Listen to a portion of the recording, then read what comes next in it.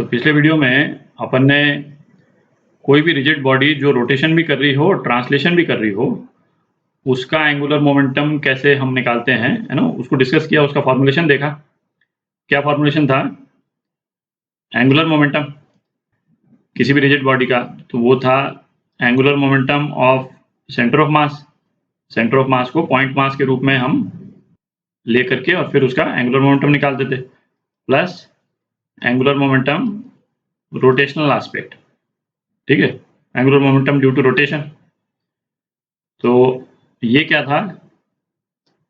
Position vector of centre of mass cross product momentum of centre of mass plus moment of inertia about centre of mass into angular velocity जो centre of mass के about वो rigid body rotate कर रही हो, है ना, उसकी angular velocity. इसमें एक चीज ध्यान दें, ये इंपॉर्टेंट है ना, और इसका सिग्निफिकेंस जो है अभी अपन एग्जांपल देखेंगे उससे क्लियर हो जाएगा।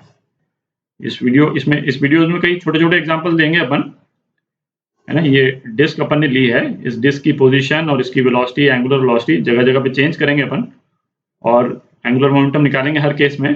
तो उससे आपको है ना सारे वेरिएशंस जो हैं वो क्लियर हो जाएंगे। तो सबसे पहले इस पोजीशन से शुरू करते हैं। ये suppose x y z axis ले लिया अपन ने, और ये डिस्क है, मास m, रेडियस r, और ये रोटेट कर रही है एंगुलर वेलोसिटी ओमेगा से। ठीक है, इसका कोई ट्रांसलेशन मोशन नहीं है अभी, मतलब v जो है वो 0 है, तो इसका एंगुलर मोमेंटम क्या हो जाएगा? l। ये पहला केस है, ठीक है। ये वाला पोर्शन तो 0, क्यों? क्योंकि मोमेंटम 0 है। अच्छा, r भी 0 है ना, मोमेंटम भी 0 है, सेंटर ऑफ मास का मोमेंटम 0 है। 0 plus moment of inertia about centre of mass mr²/2 into omega, और ओमेगा का डायरेक्शन क्या है? जे डायरेक्शन। ठीक है, ये तो पहला केस हो गया।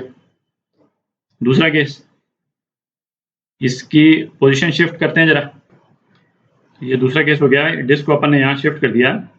डिस्क की एंगुलर वेलोसिटी जो है वो ओमेगा, है ना, ऊपर से देख रहे हैं तो काउंटर क्लॉकवाइज है ना, यहाँ से देखेंगे तो काउंटर क्लॉकवाइज है। अच्छा, इस वाले केस में भी सेंटर ऑफ मास जो है स्टेशनरी है, v जो है वो 0 है। ठीक है, हालांकि सेंटर ऑफ मास का जो पोजीशन वेक्टर है वो तो इस केस में कुछ हो जाएगा। यदि इसको हम a मान लेते हैं तो position vector of centre of मास क्या हो जाएगा? ai हो जाएगा। ठीक है, तो इसका एंगुलर मोमेंटम ये क्या हो जाएगा? ai, है ना, position vector of centre of मास ये क्या है? ai है इस केस में, क्रॉस मोमेंटम 0 है। ठीक है, क्यों? क्योंकि वेलोसिटी 0 है सेंटर ऑफ मास की, VCOM लिख देते हैं इसको, plus moment of inertia about centre of mass, moment of inertia about centre of mass into angular velocity, है ना, about axis which passes through centre of mass. ठीक है, तो ये ओमेगा ही है इनटू जे। ठीक है, तो ये क्या हो गया? जो फर्स्ट वाला केस था उसके बराबर हो गया। अच्छा, इन सभी केसेस में अपन जो एंगुलर मोमेंटम निकाल रहे हैं किस पॉइंट के अबाउट निकाल रहे हैं? पॉइंट O के अबाउट निकाल रहे हैं, है ना, जो कि ओरिजिन है ना, पॉइंट O के अबाउट निकाल रहे हैं। तो इसमें एक चीज नोट करें कि ये जो एंगुलर मोमेंटम के रिलेशन का जो ये सेकंड पार्ट है, angular momentum due to rotation, और जिसमें अपन moment of inertia about centre of mass रखते हैं और angular velocity about an axis which passes through centre of mass. ठीक है, ये रखते हैं, ये ओरिजिन के लोकेशंस के इंडिपेंडेंट है। ठीक है, जैसे पहले वाले केस में ये आया अपने पास में और सेकंड वाले केस में ये आया, है ना, दोनों में कोई भी डिफरेंस नहीं है। इनफैक्ट इस डिस्क को मैं कहीं पे भी रख दूं, इस डिस्क को मैं यहाँ से, इसको यहाँ से मैं कहीं पे भी रख दूं, यहाँ से यहाँ ले जाऊं, है ना, यहाँ से यहाँ ले जाऊं, कहीं पे भी ले जाऊं, जो सेकंड कंपोनेंट है वो सेम ही रहेगा, है ना, उससे कोई फर्क नहीं पड़ेगा। जो कंपोनेंट ओरिजिन के लोकेशन पे डिपेंड करता है वो फर्स्ट कंपोनेंट है, जो अभी तक आया नहीं है, और आया इसलिए नहीं है क्योंकि सेंटर ऑफ मास की वेलोसिटी अभी तक अपन ने 0 रखी हुई। ठीक है, तो अब ऐसे करते हैं, एक और केस लेते हैं, है ना, उसमें सेंटर ऑफ मास को एक वेलोसिटी देते हैं और फिर निकालते हैं। तो तीसरा केस लेते हैं। इस केस में हमने क्या किया, इस डिस्क को ये रोटेट तो कर ही रही है और इस डायरेक्शन में वेलोसिटी v से जा रही है। ठीक है, पॉजिटिव y एक्सिस के डायरेक्शन में। तो v जो है वेक्टर फॉर्म में ये क्या हो जाएगा, vj के बराबर हो जाएगा।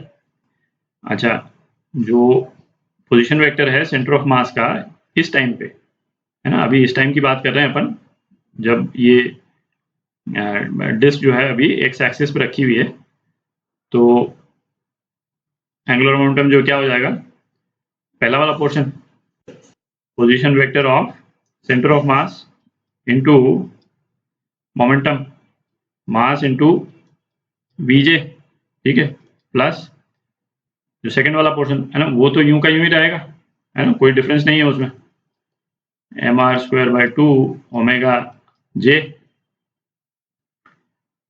तो ये क्या हो गया, तो ये हो गया amv k plus mr² omega by 2 into j। ठीक है, angular momentum.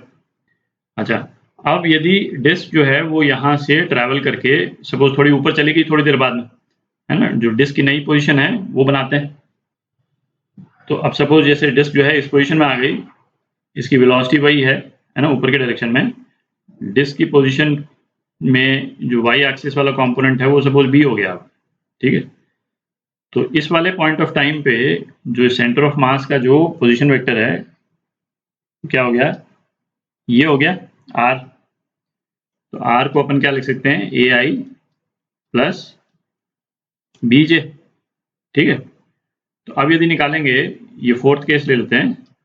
Fourth case angular momentum ये क्या हो जाएगा, ai प्लस bj, है ना, r of centre of mass, r of centre of mass into momentum of centre of mass vj